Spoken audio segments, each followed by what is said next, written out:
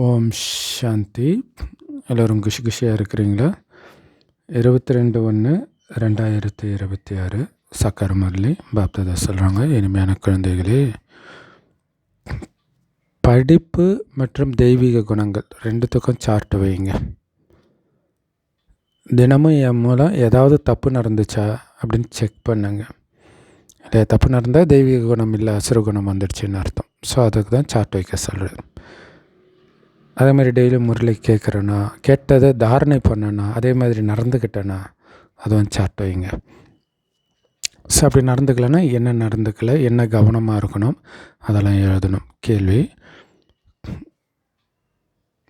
குழந்தைங்க, நீங்கள் ராஜ்ய பதவி அடைகிறதுக்காக என்ன முயற்சி பண்ணுறீங்க? ஸோ ரொம்ப ரொம்ப முக்கியமான பயிற்சின்னா, பாபா என்ன கட்டளை கொடுக்குறாரோ அதன்படி நடக்கிறதுக்கு முயற்சி பண்ணிக்கிட்டே இருக்கணும். கட்டளைக்கு கீழ்ப்படிந்தவராக இருக்கிறதுக்கு. சங்கம யுகத்தில் கட்டளைக்கு கீழ்ப்படிந்தவர் அப்படின்ற திலகம் இட்டுக்கிட்டால் தான் அங்கே உங்களுக்கு ராஜ்ய திலகம் கிடைக்கும் சொர்க்கத்தில். இப்போ நீங்கள் கட்டளைக்கு கீழ்ப்படியலை, அதாவது கட்டளையை ஏற்றுக்கலை, கட்டளையை மதிக்கலை அப்படின்னா ராஜ்ய திலகத்தையும் அடைய முடியாது. ஸோ இங்கே எந்த அளவுக்கு பணிஞ்சு போகிறீங்களோ, பாபா சொல்கிறது அப்படியே கேட்குறீங்களோ, அதாவது முஸ்லீம்கள் சொல்கிற மாதிரி அல்லாவின் அடிமை நான் என்ன சொல்கிறாரோ அப்படியே செய்கிறேன், அந்த அளவுக்கு அங்கே ராஜ பதவி கிடைக்கும். ஸோ எந்த ஒரு நோயுமே சர்ஜன்கிட்ட மறைக்கக்கூடாது. அழிவற்ற சர்ஜன் பாபா. மறைச்சிங்கன்னா நோய் அதிகமாகிடும், பதவி குறைஞ்சி போயிடும். ஸோ அதனால் பாபாவை மாதிரி நீங்கள் அன்பு கடலை ஆனாதான் ராஜ திலகம் கிடைக்கும். அதனால் எந்த அசுரகுணம் இருந்தாலும், எந்த விகாரம் இருந்தாலும் பாபா கிட்ட சொல்லணும். அதேமாதிரி வீண் விஷயம், இப்படி நேரம் போகுது பாபா, என்னன்னே தெரியல, ஸ்லோவாகவே இருக்கிற, இந்த மாதிரிலாம் பாபாட்ட சொல்ல சொல்ல சொல்ல சொல்ல பாபா டச் பண்ணிக்கிட்டே இருப்பார், முரளியிலும் சொல்லிக்கிட்டே இருப்பார். அதை ஃபாலோ பண்ணணும். ஸோ மொத்தத்தில் பாபா சொல்கிறத அப்படியே கேட்கணும், பாபா கிட்ட எதையும் மறைக்கக்கூடாது. அப்போ தான் ராஜ திலகம் கிடைக்கும். ஓம் சாந்தி. ஆன்மீக தந்தை ஆன்மீக குழந்தைங்களுக்கு படிப்பு சொல்லிக் கொடுக்கிறார். இந்த படிப்பு தான் ஞானம், அறிவு அப்படின்னு சொல்கிறோம். ரொம்ப ஈஸியான ஞானம், அதே நேரத்தில் ரொம்ப உயர்ந்த ஞானம், உயர்ந்த பதவியை கொடுக்கக்கூடிய ஞானம். இந்த படிப்பை எதுக்கு நாம் படிக்கிறோம்? உலகத்துக்கு அதிபதி ஆகிறதுக்காக படிக்கிறோம். அப்போ அந்த அளவுக்கு கவனம் கொடுக்கணும், எச்சரிக்கை உணர்வு இருக்கணும் அப்படின்னு உங்களுக்கு மட்டும்தான் தெரியும். ஸோ இதை புரிஞ்சு படிக்கிறவங்களுக்கு அவ்வளோ மகிழ்ச்சி இருக்கணும். அப்போ தான் புரிஞ்சு படிக்கிறீங்க, இது என்ன படிப்பு, யார் சொல்லிக் கொடுக்குறா, இதன் மூலம் என்ன அடையிறோம் அப்படின்னா அந்த மகிழ்ச்சி இருக்கணும் இல்லையா? எவ்வளோ உயர்ந்த படிப்பு இது! அதே கீதையின் பிரதி இல்லை, ஒரு புக்கை அப்படியே படித்து முடிச்சிட்டா நீங்கள் ராஜாவாகிடுவீங்கன்னா எவ்வளோ பெரிய விஷயம். அதுதான் இங்கே நடந்துகிட்டு இருக்குது. ஒவ்வொரு கல்பத்திலும் கடவுளே சொல்கிற நேரடி கீதை இது. இப்போ கடவுள் வர அந்த சங்கமேகமாகவும் இருக்குது. இப்போ நீங்கள் விழித்தெழுந்துட்டீங்க, மற்றவங்களாம் பாவம் தூங்கிட்டு இருக்கிறாங்க, மாயின் தூக்கத்தில் இருக்கிறாங்க, கும்பகர்ணன் தூங்கிட்டு இருக்கிறான்னு பாடப்பட்டு இருக்குது. ஸோ நீங்களாம் அப்படி தான் தூங்கிட்டு இருந்தீங்க, பாபா வந்து எழுப்பிட்டார். இனிமையான குழந்தைகளே, நினைவு யாத்திரையின் பலத்தினால நீங்கள் முழு உலகத்தையும் முந்தைய கல்பத்தை மாதிரியே ராஜ்யம் செய்ய போகிறீங்க இல்லையா? யோக பலத்தினால ராஜ்யம் பண்ண போகிறீங்க முழு உலகத்தையும். ஸோ இதைத்தான் பாபா மெயினாக புரிய வைக்கிறார், எழுப்புறார். நீ ராஜாவாக இருந்த குழந்தை இப்போ அடிமை ஆகிட்ட, வா மீண்டும் ராஜாவாகு. அதுதான் பாலாரும் தேனாரும் ஓடக்கூடிய உலகத்தை உனக்கு கொடுக்குறேன் அப்படின்னு மோசஸ்ட்ட சொல்லி அழைச்சிட்டு போகிறதா பைபிளில் இருக்கும். ஸோ இப்போ பாபா ஞாபகப்படுத்துகிறார், முழு உலகத்தையும் ராஜ்யம் நீங்கள் செஞ்சீங்க, கல்பமாக யோக பலத்தினால நீங்கள் தான் உலகத்துக்கு அதிபதி ஆகுறீங்க, தெய்வீக குணங்களையும் தாரணை பண்ணுறீங்க அப்படின்னு ஞாபகப்படுத்துகிறார். நமக்கு ஞாபகம் வந்துடுச்சு, நாம் தான் கல்பத்துக்கும் யோக பலத்தினால் உலகத்தின் அதிபதியாகிறோம், தெய்வீக குணங்களை தாரணை பண்ணுறோம் அப்படின்னு. அதனால் யோகத்தின் மீது முழு கவனம் கொடுக்கணும். ஏன்னா யோக பலத்தின் மூலமாக தான் குழந்தைங்களுக்குள்ள தானாகவே தெய்வீக குணங்கள் வருது இல்லையா. அதை ஞாபகம் வச்சுக்கிறது தான். பாபாவையும் தெய்வீக குணத்தையும் ஞாபகம் வச்சுக்கிறதன் மூலம் அந்த தெய்வீக குணம் உங்களுடையதாக மாறுது. கண்டிப்பாக இது மனிதன்லேருந்து தேவதை ஆகிறதுக்கான பரீட்சை. அதுதான் அங்கே சீதையை நெருப்பு தாண்ட சொல்கிறாங்க இல்லையா, அக்னி பரீட்சை. அதுதான் இது. 5 விகாரம்ன்ற நெருப்பில் எரியாமல் நீங்கள் வெளியில் வர்றீங்களான்றதான் இந்த பரீட்சை. இங்கே நீங்கள் யோக பலத்தினால மனிதன்லேருந்து தேவதை ஆகிறதுக்காக வந்திருக்கிறீங்க. ஸோ நம்முடைய யோக பலத்தினால நாம் மட்டும் இல்லை, முழு உலகமும் தூய்மை ஆகணும். தூய்மையாக தான் இருந்துச்சு இதுக்கு முன்னாடி, இப்போ தான் அழுக்காயிடுச்சு. ஸோ முழு சக்கரத்துடைய ரகசியத்தையும் குழந்தைங்க புரிஞ்சுக்கிட்டீங்க. உங்கள் மனசுலேயும் அது ஞாபகம் இருக்குது. யாராவது புது குழந்தைங்க வராங்க அப்படின்னா அவங்களுக்கு ஃபஸ்ட்டு இது புரிஞ்சுக்கிறது ஈஸியாக தான் இருக்கும் இல்லையா. கஷ்டம் கிடையாது. சொர்க்கமாக இருந்துச்சு, இப்போ மறுபடியும் ஆக போகுதுன்றது ஈஸியான விஷயம் தானே. சாரம் புரிஞ்சிடும். அதுக்கப்புறம் விஸ்தாரம் தான் புரியுறதுக்கு கொஞ்சம் டைம் எடுக்கும். தேவதைகளாகிய நீங்கள் பூஜைக்குரியவர்களாக இருந்தீங்க, பிறகு பூஜாரியாக தமப்பிரதானமாக ஆகிட்டீங்க. இப்படின்னு வேறு யாராவது சொல்ல முடியுமா பாபாவை தவிர? பாபா எவ்வளோ தெளிவாக சொல்கிறார் பாருங்க. பூஜாரியாக நீங்கள் இருக்கும் பொழுது அது பக்தி மார்க்கம். இப்போ பூஜைக்குரியவராக ஆகிற ஞான மார்க்கத்துக்கு வந்திருக்கிறீங்க. ஏன்னா பக்தி உங்களுக்கு முடிஞ்சிடுச்சு. அதனால் முடிஞ்ச விஷயத்தை சிந்திக்காதீங்க இல்லையா. சிந்திச்சா ஏதோ அது வசீகரமாக இருக்கிற மாதிரி போனவங்களாம் இருக்கிறாங்க. அவங்க வருஷம் வருஷம் இந்தியா ஃபுல்லாக இந்த பக்தி ஸ்தலங்களுக்கெல்லாம் டூர் போவாங்க. வந்தாங்க, இதுதான் ஞானம் எல்லாம் புரிஞ்சுது. அந்த டூர் சீசன் வந்தானே இல்லை எங்களுக்கு பக்தி தான் பிடிச்சிருக்குன்ட்டு போயிட்டாங்க. அது விழக்கூடிய விஷயம். பக்திங்கிறது இறங்கும் கலை. இப்போ பாபா ஏறும் கலையை சொல்லி கொடுக்குறார். நம்ம கண்டிப்பாக தெய்வீக குணங்களை கடைப்பிடிக்கணும். நாம் எவ்வளவு நேரம் நினைவில் இருந்தோம், நம்ம மூலமாக ஏதாவது தப்பு நடந்துச்சா, என்னென்ன நடந்துச்சு அப்படின்னு தினம் தினம் சார்ட்டு எழுதணும். ரொம்ப முக்கியமானது. அது எழுதினா தான் நினைவு அதிகப்படுத்தவே செய்வீங்க, இல்லைன்னா கண்டுக்கவே மாட்டீங்க. அதேமாதிரி தப்பும் தொடர்ந்து பண்ணிக்கிட்டே இருப்பீங்க. ஸோ அப்போ ஒரு தப்பு பண்ணுறீங்க, அடுத்த நாள் தப்பு இல்லை, அடுத்த நாள் அது வருது. அப்படிங்கும்போது நீங்கள் அப்படியே பார்க்கும்போது வாரம் ஃபுல்லாக இது இருக்குது, அப்போ இன்னும் இருக்குது, இதை நம்ம ஃபுல்லாக அழிக்கணும். அதுக்கு என்ன பண்ணணும், என்ன ஞானத்தை நல்ல தாரணை பண்ணணும், எந்த சமானத்தில் இருக்கணும், அப்படிலாம் நம்ம பிளான் பண்ணணும். ஏன்னா தவறுகளுடைய சுமை இருந்துச்சுன்னா அடி விழும், தண்டனை கிடைக்கும். ஸோ அந்த லௌகீக படிப்புலேயே ஸ்டூடெண்ட்டுடைய நடத்தை குணம் எப்படி இருக்குதுன்னு பார்க்குறாங்க இல்லையா. இங்கே இந்த படிப்பே நடத்தையை மாற்றுறதுக்கான படிப்பு தான். அப்போ இதில் எவ்வளோ கவனம் கொடுக்கணும். எல்லாத்தையும் பாபா உங்கள் நன்மைக்கு தான் சொல்கிறார். சார்ட்டு எழுதுங்க, ரெஜிஸ்டர் வையுங்க அப்படின்னு. ஏன்னா அந்த படிப்புலேயுமே படிப்புக்கு அட்டண்டன்ஸ் போடுறாங்க, குணத்துக்கும் ரெஜிஸ்டர் வைக்கிறாங்க. இங்கே குழந்தைங்க நீங்களும் தெய்வீக நடத்தை உடையவராக மாறணும்.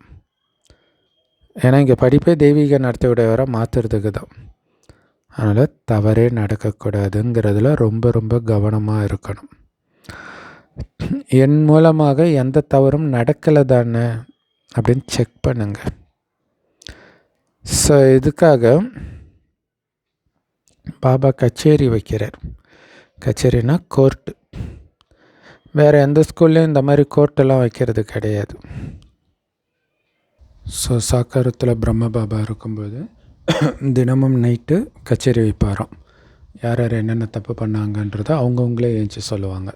ஸோ நாளைக்கு தர்மராஜ் புரியில் தர்மராஜ் முன்னாடி போய் நிற்கிறதுலேருந்து தப்பிக்கணும்னா இப்போ உங்களுக்கு நீங்களே தர்மராஜ் ஆகி செக் பண்ணுங்க அப்படின்னு பாபா சொல்கிறார். அதனால் உங்கள் மனசை நீங்களே கேளுங்க. மாயின் வசப்பட்டு நான் ஏதாவது தப்பு பண்ணிகிட்டு இருக்கிறேன்னா அப்படின்னு செக் பண்ணுங்கள். ஆரம்பத்தில் இந்த மாதிரி நீதிமன்றம்லாம் இல்லை. குழந்தைங்க வந்து உண்மையை சொன்னாங்க. ஒருவேளை உண்மையை சொல்லலை அப்படின்னா தப்பு அதிகமாகிட்டே இருக்கும். அதனால தான் சொல்ல வைக்கிற பழக்கம். ஸோ பாபா சொல்கிற இந்த பழக்கம் அப்படியே பைபிளில் கிறிஸ்தவர்கள் பாவ மன்னிப்புன்னு இப்போ வரைக்கும் ஃபாலோ பண்ணுறாங்க. இது எவ்வளோ மெய்சில் இருக்கக்கூடிய விஷயமா இருக்குது இல்லையா? அதான் நம்ம செய்கிற ஒன்றும் சட்டமாக மாறுது. அப்படி புரிஞ்சுக்கிட்டு ஒவ்வொரு காரியத்தையும் பண்ணுங்கன்னு பாபா சொல்கிறார். தலைகீழான செயலுக்கோ தவறான செயலுக்கோ தண்டனை கிடைச்சிடுது. தவறு சொல்லலை அப்படின்னா கட்டளைக்கு கீழ்ப்படியாதவர் அப்படின்னு திலகம் வைக்கப்படுது. இல்லை அந்த காலத்துலலாம் வந்து தப்பு பண்ணாங்கன்னா மொட்டை அடித்து கரும்புள்ளி செம்புள்ளி குத்தி கழுதையில் ஓட விடுவாங்கன்னு சொல்லுவோம். அதுவுமே இங்கே நடக்குது பாருங்கள். இங்கே சூக்ஷ்மமாக இவங்க வந்து கட்டளைக்கு கீழ்ப்படியாத குழந்தைன்னு திலகம் வைக்கப்படுதுன்றார். அப்போ ராஜ திலகம் கிடைக்காம போயிடும். ஏன்னா கட்டளையை மதிக்கலை இல்லையா? கட்டளைக்கு கீழ்ப்படியாதவராக இருக்கிறாங்க அப்படின்னா எப்படி ராஜ்யத்தை பெற முடியும்? ஸோ சர்ஜன் பல விதமாக புரிய வச்சிட்டு இருக்கிறார். சர்ஜன்கிட்ட ஒருவேளை நீங்கள் நோயை பற்றி உண்மையை சொல்லாமல் மறைச்சிட்டிங்க அப்படின்னா உங்கள் பதவி குறைஞ்சிடும். அதாவது உங்கள் தப்பை மறைச்சிங்கன்னா உங்கள் பதவி குறைஞ்சிடும். சர்ஜன்கிட்ட சொல்லும் பொழுது உங்களுக்கு அடி எதுவும் கிடைக்கிறது கிடையாது இல்லையா? பாபா ஒன்றும் யாரையும் அடிக்கிறது கிடையாது, தண்டனை கொடுக்கறது கிடையாது, எச்சரிக்கை மட்டும் கொடுப்பார். பிறகு ஒருவேளை இந்த மாதிரி தப்பு செஞ்சீங்கன்னா நஷ்டம் அடைவீங்க, பதவி அடைய முடியாது, குறைஞ்சிடும் அப்படின்னு பாபா சொல்லுவார். ஏன்னா சொர்க்கத்தில் இயற்கையாகவே தெய்வீக நடத்தை தான் இருக்கும். ஆனால் இங்கே முயற்சி செய்யணும். அங்கே நீங்கள் முயற்சி செய்ய தேவையில்லை. எந்த பதவியில் இருந்தாலும் அங்கே தெய்வீக நடத்தை தான் இருக்க போகுது. ஆனால் இப்பயே நீங்கள் தெய்வீக நடத்தை உருவாக்கிட்டிங்கன்னா அங்கே உயர்ந்த பதவி அடைவீங்க. ஸோ அதனால் அடிக்கடி மாயக்கிட்ட தோற்றுட்டு இருக்கக்கூடாது. ஒரு தடவை தோல்வி அடைஞ்சிங்களா திரும்ப தோக்கவே கூடாதுன்னு எச்சரிக்கை இருக்கணும். ஸோ அதனால் பாபா சொல்கிறாரு, குழந்தைகளே அதிகமாக தப்பு பண்ணாதீங்க அப்படின்னு சொல்கிறார். ஸோ பாபா ரொம்ப ரொம்ப அன்பு கடலாக இருக்கிறார். குழந்தைங்களும் அன்பு கடலாக மாறணும். பாபாவை மாதிரியே குழந்தைங்களும் இருக்கிறாங்க. ராஜாராணி எப்படியோ அப்படியே பிரஜைகள். ஸோ பாபா ராஜா ஆகிறது கிடையாது, சொர்க்கத்துக்கு வரதே கிடையாது. நம்மளை இப்போ அவருக்கு சமமாக மாற்றுறார். பாபாவுக்கு என்னென்ன மகிமை செய்கிறாங்களோ அது எல்லாமே உங்களுக்கும் இருக்கணும். அந்த மாதிரி நீங்கள் நடந்துக்கணும். பாபா மாதிரியே நீங்கள் மாறினா அந்த மகிமை உங்களுக்கும் வந்துடுது இல்லையா? அப்போ பாபாவுக்கு சமமாக மாறணும். ஆனால் மாயா ரொம்ப ரொம்ப வலிமை வாய்ந்தது. உங்களை ரெஜிஸ்டர் வைக்க கூட விட மாட்டேங்குதுன்னா பார்த்துக்கோங்க இல்லையா? சரி, இன்றைக்கி உலகத்தில் எல்லாருமே பாபா குழந்தைங்க மட்டும் இல்லை, எல்லாருமே மாயா அப்படியே ஹூக்டு டு தி ஸ்க்ரீன்றாங்க. அப்படியே பிடிச்சி கொக்கி மாதிரி பிடிச்சி வச்சுருக்குதுன்றாங்க. ஸோ அதுவும் ஒரு மாயா பாபா குழந்தைங்களுக்கு. இது இல்லாமல் நிறைய மாயை. ஸோ அதை தான் சொல்கிறார், மாயா ரொம்ப வலிமையானது. அப்போ ரெஜிஸ்டர் வைக்க கூட விட மாட்டேங்குது, நினைக்கவும் விட மாட்டேங்குது, ரெஜிஸ்டரும் வைக்க விட மாட்டேங்குது. ஸோ மாயாவுடைய வலையில் எல்லோரும் மாட்டிக்கிட்டு இருக்கிறாங்க. அப்போ மாயாவுடைய ஜெயிலிருந்து வெளியில் வர முடிய மாட்டேங்குது. உண்மையை சொல்ல மாட்டீங்க. அதனால தான் பாபா சார் கரெக்டாக நினைவின் சார்ட்டு வைங்க. அதுவும் 1 மணி நேரத்துக்கு ஒரு தடவை வைக்கிறது நல்லது இல்லையா? இல்லாட்டினா சரி இந்த 1 மணி நேரம் இல்லை அடுத்த 1 மணி நேரம் பார்த்துக்கலாம், இப்படியே போயிட்டே இருக்கும். 1 மணி நேரம் ஒரு தடவை உட்காந்து எழுதும்போது தான் அதில் கவனம் கொடுப்பீங்க.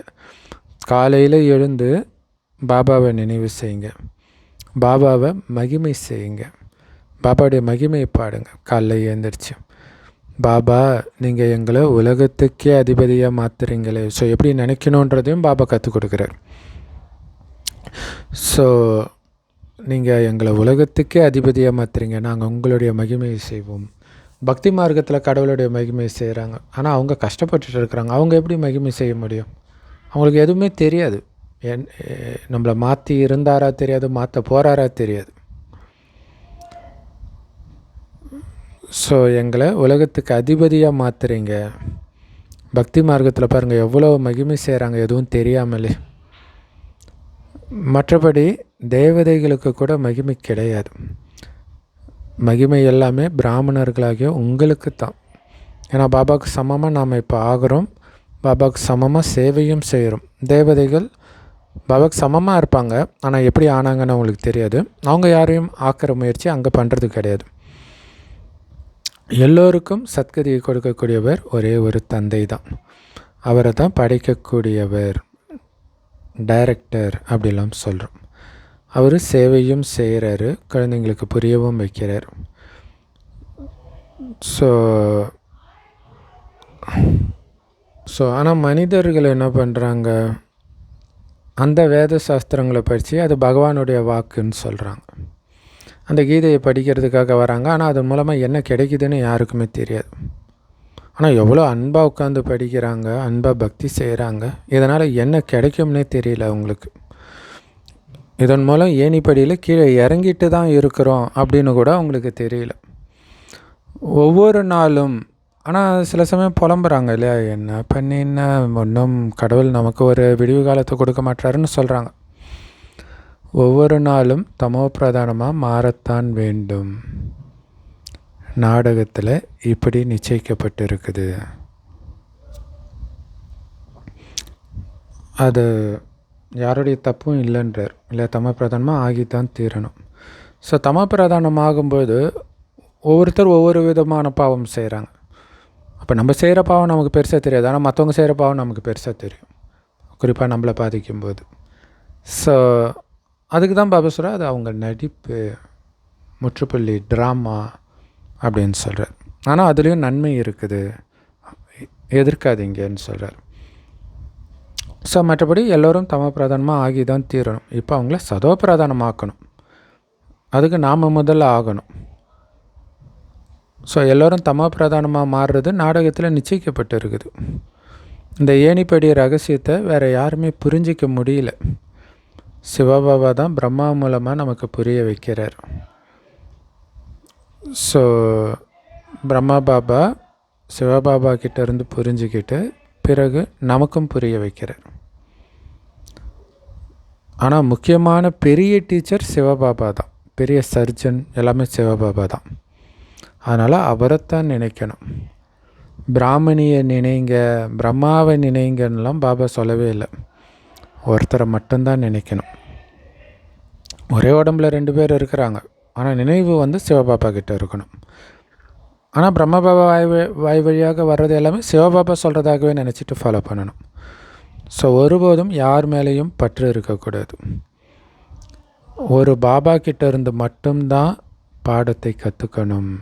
இல்லை எங்கள் அப்பா இது சொல்கிறாங்க, அம்மா இது சொல்கிறாங்க, இந்த பிரதர் இப்படி சொல்கிறாரு, இந்த சிஸ்டர் இப்படி சொல்கிறாரு, பாபா சொன்னாங்களா இல்லையா? பாபா தான் சொன்னாங்கன்னு ஆரம்பத்தில் சொல்லி ஏமாற்ற கூட செய்யலாம். ஆனால் ஞானம் புரிஞ்ச பிறகு முரளியில் சொல்கிறது மட்டும்தான் ஃபாலோ பண்ணணும். ஏன்னா எல்லாருக்கிட்டேயுமே குறை இருக்கும், அல்லது தப்பாக புரிஞ்சிருப்பாங்க. பற்றற்றவர்களாக மாறணும், இதில் கடினமாக உழைக்கணும் இல்லையா? பற்ற விடுறது சாதாரண விஷயம் கிடையாது. நான் பற்றற்றவன்றது சதா உங்களுக்கு ஞாபகம் இருந்துக்கிட்டே இருக்கணும். மற்றவங்க கூட பேசும்போது அதை மறந்துடுவீங்க, மற்ற காரியம் செய்யும்போது ஃபோனை பார்க்கும்போது மறந்துடுவீங்க, அப்போ தான் மாட்டிக்கிறீங்க. முழு பழைய உலகத்தின் மீதும் வைராக்கியம் இருக்கணும். ஏன்னா முழு பழைய உலகமும் அழிய போகுது. அதனால் இதன் மீது உங்களுக்கு அன்போ பற்றோ இருக்கக்கூடாது. எவ்வளோ பெரிய பெரிய கட்டடங்களை கட்டிகிட்டு இருக்கிறாங்க 10 தலைமுறைக்கு வர மாதிரி. ஆனால் இந்த பழைய உலகம் இன்னும் எவ்வளோ காலம் இருக்கும்னு கூட பாவம் அவங்களுக்கு தெரியல. இப்போ குழந்தைகளாகிய நீங்களும் விழிப்படைந்து மற்றவர்களும் விழிப்படைய வைக்கிறீங்க. பாபா ஆத்மாக்களை தான் எழுப்புறார். இதை தான் இறுதியில் கல்லறையிலேருந்து எழுப்புவேன்ட்டு பைபிளில் இருக்கும். தன்னை ஆத்மானு உணருங்க அப்படின்னு அடிக்கடி சொல்கிறார். அது காரணம் என்ன? ஆத்மா எழுப்புறார். நீ ஆத்மா எழுந்துரி, சரீரம்னு நினச்சாலே தூங்கிட்டு இருக்கிறீங்கன்னு அர்த்தம். ஸோ திருப்பள்ளி எழுச்சின்ட்டு தெய்வங்களை எழுப்புறதெல்லாம் இதுதான் அர்த்தம் இல்லையா? சரீர உணர்வுலேருந்து எழுந்துரி, சரீர உணர்வில் இருக்கிறது தான் தூங்குறது. அதனால தான் பிரம்மாவின் இரவுன்ட்டாங்க துவாபர கலியுகத்தை. ஸோ உங்களை ஆத்மானு உணருங்க, மேலும் தந்தையை நினைங்க. ஆத்மா அழுக்காக இருக்கிறதுனால சரீரமும் அழுக்காக கிடைக்கிது. ஆத்மா தூய்மையாயிட்டால் சரீரமும் தூய்மையாக கிடைக்கும். ஸோ நீங்கள் தான் இந்த தேவதா குலத்தை சார்ந்தவங்கன்னு பாபா புரிய வைக்கிறாரு. பிறகு மீண்டும் நீங்களே தேவதா குலத்தை சார்ந்தவர்களாக மாற போகிறீங்க. எவ்வளோ ஈஸியாக இருக்குது இந்த ஞானம். இப்படிப்பட்ட எல்லையற்ற தந்தையை நாம் ஏன் நினைக்கக்கூடாது? காலையில் எழுந்து பாபாவை நினைவு செய்யுங்க. பாபா, நீங்கள் எவ்வளோ பெரிய அதிசயம் செய்கிறீங்க. எங்களை எப்படி இருந்த எங்களை எவ்வளோ உயர்ந்த தேவி தேவதைகளாக மாற்றுறீங்க. எங்களை மாற்றிட்டு நீங்கள் அந்த சொர்க்கத்துக்கு வராமல் நிர்வாணதாமத்துக்கு போயிடுறீங்க. இவ்வளோ உயர்ந்தவர்களாக வேறு யாருமே மாற்ற முடியாது. மற்றவங்கெல்லாம் கீழானவர்களாக தான் மாற்றியிருக்கிறாங்க. அதுவும் அப்படி உயர்ந்தவராக மாற்றுறதுக்கான ஞானத்தை எவ்வளோ எளிமையாக சொல்கிறீங்க. எங்களுக்கு புரிகிற மாதிரி. எவ்வளோ நேரம் கிடைக்குதோ வேலையெல்லாம் செஞ்சுக்கிட்டே இருந்தால் கூட பாபாவை நினைக்க முடியும். இல்லை, முடியாத விஷயம் கிடையாது. நினைவின் மூலம் இல்லையா? இப்போ ஒரு குழந்தைய வீட்டில் விட்டுட்டு ஆஃபீஸ்க்கு போயிருக்கிறீங்க, கொஞ்சம் ஓவர் டைம் இருக்குது. அப்போ அந்த குழந்தையுடைய ஞாபகம் இருந்துக்கிட்டே இருக்கும்ல வேலை செய்யும்போது. அப்போ அன்பு எங்கே இருக்குதோ அங்கே நினைவு இருக்கும். ஸோ அப்போ பாபாவை பொறுத்த வரைக்கும் நினைக்க தான் அன்பும் வரும்.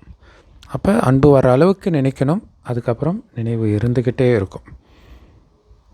நினைவின் மூலமாக தான் உங்களுடைய படகு அந்த கரைக்கு போக முடியும், சத்தியுக கரைக்கு.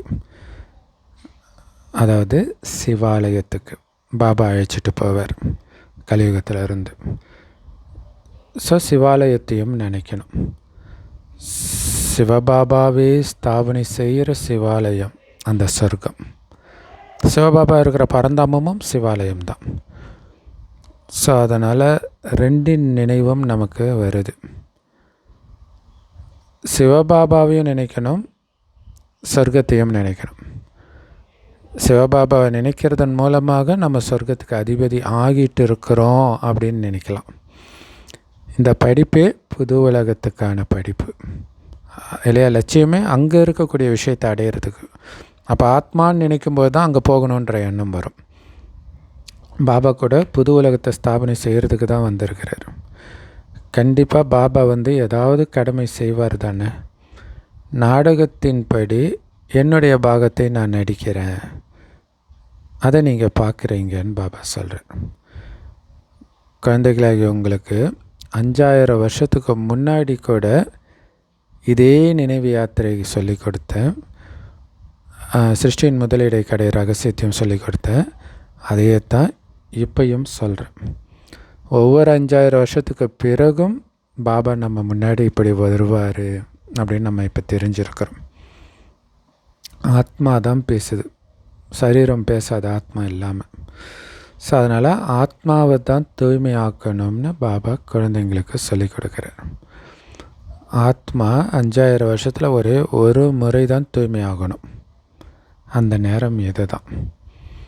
நான் உங்களை பல முறை படிக்க வச்சேன், கல்பமாக. மீண்டும் மீண்டும் பல முறை படிக்க வைப்பேன், ஒவ்வொரு கல்பத்திலும் இறுதியில் அப்படின்னு பாபா மட்டும்தான் சொல்ல முடியும். எந்த சாது சன்னியாசம் சொல்ல முடியாது. குழந்தைகளே, முந்தைய கல்பத்தில் எப்படி நான் உங்களை படிக்க வச்சு ராஜ்யத்தை ஸ்தாபனை பண்ணேன், பல முறை உங்களை படிக்க வச்சு ராஜ்யத்தை ஸ்தாபனை செஞ்சுருக்கிறேன். இப்படி எவ்வளோ அதிசயமான விஷயங்களை எல்லாம் பாபா புரிய வைக்கிறார். ஸோ இதையெல்லாம் சிந்தனை பண்ணணும். ஸ்ரீமத் எவ்வளோ உயர்ந்தது. ஸ்ரீமத்தினால தான் நாம் உலகத்துக்கே அதிபதி ஆகிறோம். பெரியதிலும் பெரிய பதவியாகும். ஸோ இதுதான் மிகப்பெரிய லாட்ரி சீட். ஆனால் இந்த லாட்ரி சீட்டு கிடைச்சும் சிலருடைய புத்தி கெட்டு போயிடுது. போக போக நம்பிக்கை இல்லாமல், அது எப்படிங்க, நாங்கள் எப்படிங்க விஷ்ணு ஆக முடியும், நாங்கள் எப்படி கடவுள் ஆக முடியும்னுவாங்க. ஸோ அந்த மாதிரி போயிடுது, அவங்க புத்தி கெட்டு போயிடுது.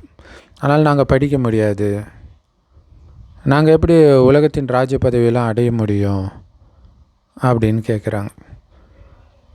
ஸோ குழந்தைங்களுக்கு நம்பிக்கையும் வேணும், அளவற்ற குஷியும் இருக்கணும் இல்லையா?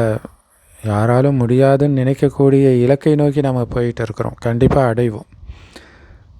அதீந்திரிய சுகம்னா என்ன, குஷினா என்னன்னு என் குழந்தைங்க கிட்ட கேளுங்கன்னு பாபா சொல்கிறார். இல்லை, உலகமெல்லாம் துடிக்கிறாங்களே, இந்த கலியுகத்தில் எப்படிங்க சந்தோஷமாக இருக்க முடியும்? எனக்கு இவ்வளோ கஷ்டம் இருக்குது, அதை விட கஷ்டத்தில் இருக்கிற என் குழந்தை எவ்வளோ சந்தோஷமாக இருக்குது பாருன்னு நம்மளை காட்டுவார்.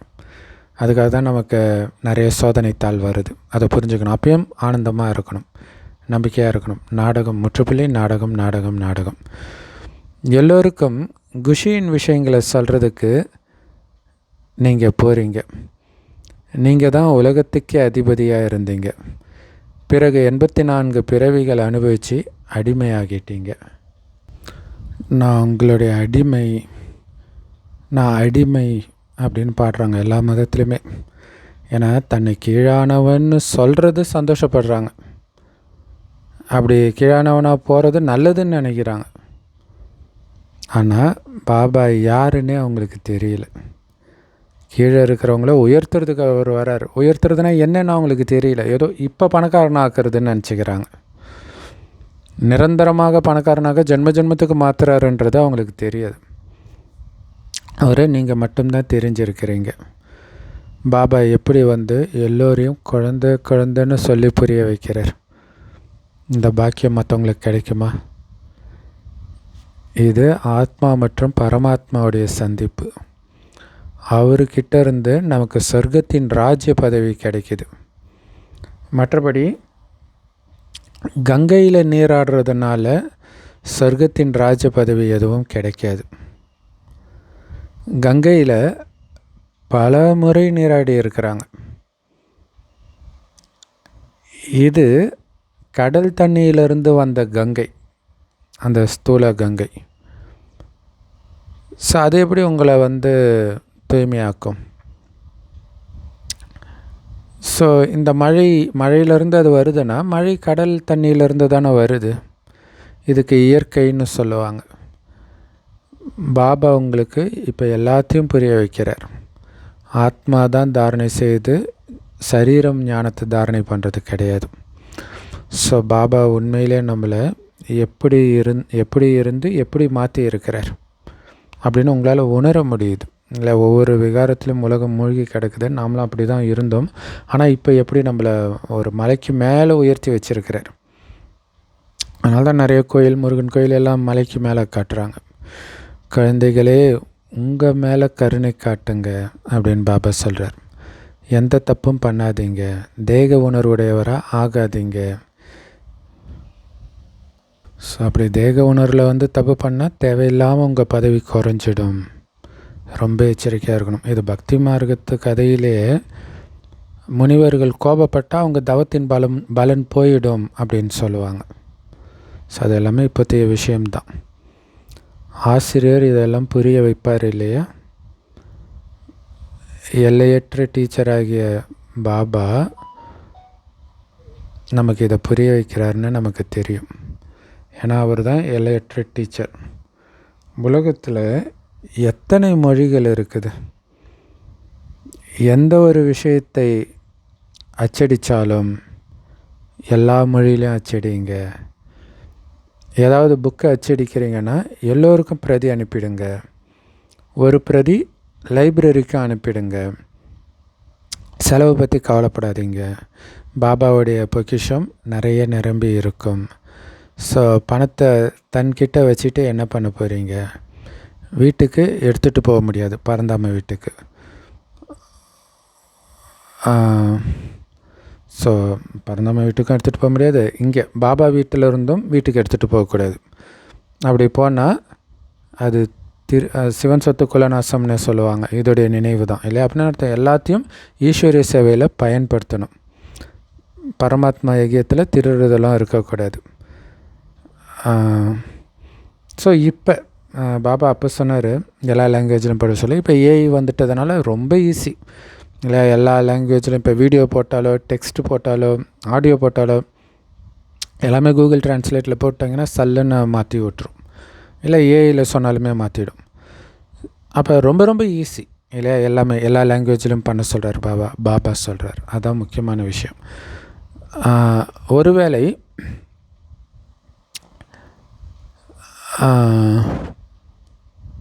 அது மாதிரி எகிப்துலேருந்து எடுத்துகிட்டு போயிட்டிங்கன்னா திருட்டாயிடும். ஸோ அதனால் சென்ட்ரலில் வச்சுட்டு என்ன பண்ண போகிறாங்க, ஈஸ்வர சேவையில் பயன்படுத்துங்க அப்படிங்கிறார். அப்படி வீட்டுக்கு எடுத்துகிட்டு போனால் அது அவமானப்படக்கூடிய விஷயம். அது கம்சனுடைய புத்தி. அப்படி இருக்கக்கூடாது. பரமாத்மாவுடைய யஜ்யத்தில் திருடுறது, அந்த மாதிரி காரியத்தை பண்ணுறவங்கள மாதிரி மகான் பாவாத்மா வேறு யாரும் இருக்க முடியாதுன்ற. எவ்வளோ பாவி ஆகிடுறாங்க. இது எல்லாமே நாடகத்தில் நிச்சயிக்கப்பட்டு இருக்குதுன்னு பாபா சொல்கிறார். நீங்கள் ராஜ்யம் பண்ணுவீங்க, அவங்க உங்களுடைய வேலைக்காரன் ஆவாங்க. இல்லை அந்த மாதிரி யஜ்யத்துலேருந்து திருடுறாங்கன்னா அவங்க தான் உங்களுக்கு வேலைக்காரன் ஆவாங்க. வேலைக்காரன் இல்லாமல் ராஜ்யம் எப்படி நடக்கும்? போன கல்பத்திலும் இப்படித்தான் ஸ்தாபனை நடந்தது. கெட்ட விஷயத்தில் நல்லது பார்த்தீங்களா? இங்கே திருடினா தான் அங்கே வேலைக்காரன் ஆவான். வேலைக்காரன் வேணும் இல்லை? ஸோ லௌகீகத்தில் சொத்து அபகரிப்பு இதெல்லாம் நடக்கிறதும் கூட அப்படி தான். ஏன்னா சொர்க்கத்தில் மட்டும் இல்லை, நரகத்திலுமே வேலைக்காரர்கள் நம்ம பணக்காரராக தானே இருப்போம். இப்போ அங்கேயும் வேலைக்காரன் வேணும்ல. ஸோ அந்த வேலைக்காரர்கள்லாம் இப்போ இந்த மாதிரி காரியத்தை செஞ்சு வெளிப்படுத்திக்கிறாங்க, நான் தான் உனக்கு வேலைக்காரனாக இருந்தேன்ட்டு. இதை நினச்சா நமக்கு சந்தோஷம்தான் வருமே தவிர அவங்க கூட போய் சண்டை போட்டுட்டு இருக்க மாட்டோம். ஸோ ஒவ்வொரு கல்பத்திலும் இப்படி தான் ஸ்தாபனை நடக்குது அப்படின்னு பாபா சொல்கிறார். தனக்கு நன்மை செஞ்சுக்க விரும்புகிறீங்க அப்படின்னா ஸ்ரீமத் படி நடங்க அப்படின்னு இப்போ பாபா சொல்கிறார். தெய்வீக குணத்தை தாரணை பண்ணுங்க. கோபப்படுறதுலும் தெய்வீக குணம் கிடையாது, அது அசுர குணம். யாராவது கோபப்பட்டால் கூட நீங்கள் அமைதியாக இருக்கணும், திருப்பி பதில் பேசக்கூடாது. யாரோ கோபப்பட மாட்டாங்க, நம்ம கூட இருக்கிறவங்க தான் கோபப்படுவாங்க. அப்போ தான் நம்ம திருப்பி பேசுவோம். அதை தான் அமைதியாக இருக்கணுன்றார் இல்லையா? பதில் சொல்லாமல் அமைதியாக இருந்துடணும். ஏன்னா பேச பேச அதை வளர்த்துக்கிட்டே போகும். ஸோ அப்படி உங்களால் இருக்க முடியுதா அப்படின்னு உங்கள் நடத்தை மூலமாக தெரிஞ்சிக்க முடியும். அவங்க பேசுகிறது உங்களுக்கு துக்கம் கொடுக்கக்கூடாது. டக்குன்னு நீங்கள் பாபா கிட்டே இருக்கணும், அதில் ரொம்ப கவனமாக இருக்கணும். இன்னொன்று, அவங்க பேசுறதுக்கு காரணமாக நீங்கள் ஏதாவது ட்ரிகராக ஏதாவது பண்ணியிருப்பீங்க இல்லையா? ஸோ அதை இனிமேல்ட்டு பண்ணக்கூடாது அப்படிங்கிறதுல கவனமாக இருக்கணும். ஸோ ஒவ்வொருத்தருடைய நடத்தை மூலமாக புரிஞ்சிக்க முடியும். அவகுணம் எல்லாருக்குள்ளேயும் இருக்குது. யாராவது கோபப்படும் பொழுது அவங்களுடைய முகம் தாமிரம் மாதிரி செவந்து போயிடுது இல்லை? குறிப்பாக வெள்ளையாக இருக்கிறவங்களுக்கு க்ளீனாக தெரியும். அப்போ அவங்க வாயிலிருந்து வர வார்த்தை எல்லாம் குண்டு வெடிக்கிற மாதிரி இருக்குது. ஸோ இதனால் தனக்குத்தானே நஷ்டத்தை ஏற்படுத்திக்கிறாங்க, பதவி குறைஞ்சி போயிடுது.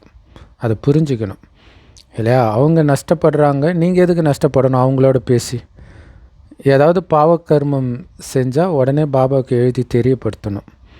பாபாவுக்கு தெரிவிக்கும்போது தான் மன்னிப்பு கிடைக்கும். உங்களுடைய சுமை, பாவச்சுமையும் லேசாயிடும்.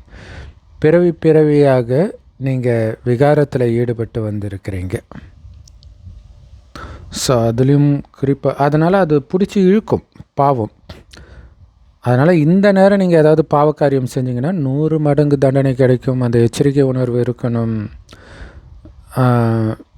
இன்னொன்று, மனசு வேறு உறுத்திக்கிட்டே இருக்கும். பாபாவை நினைக்க முடியாதது அவ்வளோ பெரிய தண்டனையாக இருக்கும். பாபா முன்னாடி தப்பு பண்ணிங்கன்னா 100 மடங்கு தண்டனை கிடச்சிடும் இல்லை? பாபாவுக்கு ஆகிட்டிங்கனாலே பாபா முன்னாடி வந்துட்டிங்கன்னு அர்த்தம். அதுவும் பாபா இருக்கிற இடத்துலே மதுபன்லே இருந்து தப்பு பண்ணால் இன்னும் பயங்கர தண்டனை கிடைக்கும். ஸோ தப்பு பண்ணிங்க, அதை பாபாவுக்கும் தெரியப்படுத்தலை அப்படின்னா இன்னும் நீங்கள் தப்பு பண்ணிக்கிட்டே இருப்பீங்க. அப்போ பயங்கரமாக ஒரு நாள் பல நாள் திருடன் ஒரு நாள் அகப்படுவான்ற மாதிரி மாட்டிக்குவாங்க. அதனால் உங்களுக்கு நீங்களே நஷ்டத்தை ஏற்படுத்திக்காதீங்க அப்படின்னு பாபா புரிய வைக்கிறார். பாபா குழந்தைங்களுடைய புத்தியை நல்லதாக மாற்றுறதுக்கு தான் வந்திருக்கிறார். இவர் எப்படிப்பட்ட பதவியை அடைவார் அப்படின்னு பாபாவுக்கு தெரியும் நடத்தையை வச்சு. ஏன்னா 21 ஜென்மத்திற்கான விஷயம் இது. யார் நல்ல சேவை செய்கிற குழந்தையாக இருக்கிறாங்களோ அவங்களுடைய சுபாவம் ரொம்ப ரொம்ப இனிமையாக இருக்கணும். சிலர் பாபா இந்த தப்பு நடந்துச்சு அப்படின்னு உடனே பாபாவுக்கு தெரிவிச்சிடுவாங்க. ஸோ பாபாவுக்கு அது சந்தோஷமாகுது இல்லையா? குழந்தை சொல்லுது இல்லையா? அப்பா அம்மா கிட்டே குழந்தை சொல்லுது, அப்பா நான் இதை பண்ணிட்டேன் சாரி அப்படின்னா நமக்கு சந்தோஷமாக இருக்கும்ல? அதே மாதிரி தானே பாபாவுக்கும் இருக்கும். ஸோ பாபாவே மகிழ்ச்சிப்படுத்திட்டிங்கன்னா வேறு என்ன வேணும்? அதான் பாபா சொல்கிறார், உண்மையான உள்ளத்தில் பிரபு திருப்தி அடைகிறார் அப்படின்ட்டு. அது மட்டும் இல்லை, இவர் அப்பாவாகவும் இருக்கார், டீச்சராகவும் இருக்கார், குரு 3மாகவும் இருக்கிறார். அப்படி இல்லைன்னா 3 பேரையும் நீங்கள் கோபப்படுத்திட்டா மாதிரி ஆகிடும். நல்லது. அற்புதமான முரளி கொடுத்த அன்பான தாய் தந்தை பாப்தாதாவுக்கு அன்பு நினைவுகள் மற்றும் காலை வணக்கம். பாபா சொல்கிறாங்க, ஸ்ரீமத் படி நடந்து உங்களுடைய புத்தியை நல்லதாக அமைச்சிக்கணும். எந்த தப்பும் செய்யக்கூடாது. கோபத்தில் வாயிலிருந்து பட்டாசு மாதிரி வார்த்தைகளால் வெடிக்கக்கூடாது. அமைதியாக இருக்கணும். மனசினால் ஒரு பாபாவை மகிமை பாடிக்கிட்டே இருக்கணும். இந்த பழைய உலகத்தின் மீது பற்றோ அன்போ இருக்கவே கூடாது. எல்லையற்ற வைராக்கியம் உடையவராகணும், அதாவது பற்றற்றவராகணும். வரதானம்: நினைவின் ஆதாரத்தின் மூலமாக மாயாவின் சேற்றிலிருந்து விலகி இருக்கக்கூடிய சதா மகிழ்ச்சியானவர் ஆகுங்க. அதுக்கு விளக்கம்: எந்த விதமான விஷயங்களாக இருந்தாலும் பாபா கிட்ட விட்டுடுங்க. பக்தியிலே சொல்லுவாங்களே, எல்லாம் பகவான் பார்த்துக்குவார், நான் கடவுள்கிட்ட விட்டுட்டேன்னுவாங்க. அதனால் மனதார சொல்லுங்கள் பாபா அப்படின்னு. பாபான்னு சொல்லுங்கள், முடிஞ்சு போச்சு. அப்போவே அந்த விஷயம் முடிஞ்சிடும் இல்லையா? அதுதான், பாபாட்ட விட்டாச்சு, பாபா பார்த்துக்குவார். இந்த பாபா அப்படிங்கிற சத்தத்தை மனசில் சொல்கிறதுனால மிகப்பெரிய மாயாஜாலம் நடக்குதுன்றார்.